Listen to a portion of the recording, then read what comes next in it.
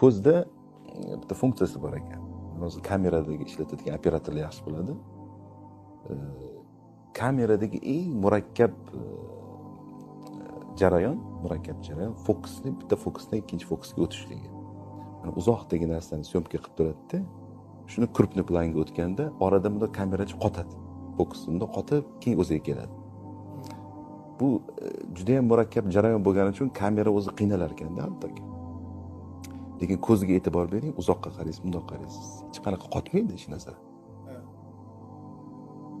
Juda murakkab anaqa jarayon hisoblanar ekanda, u ko'zni yoqdan bu yoqqa olib o'tganda, odam mashinada ketayotganda masalan, speedometrga qaraydi, yo'lga qaraydi, bir ekranga qaraydi mashinaga, yondagiga qarab qo'yadi. Necha marta fokus o'zgaryapti-da orada. Hech qanaqa bir zamigani ham bo'lmaydi ko'zda. Odam sezmaydi. Shu paytgacha shuncha kamera chiqqan bo'lsa, bunaqa megapiksel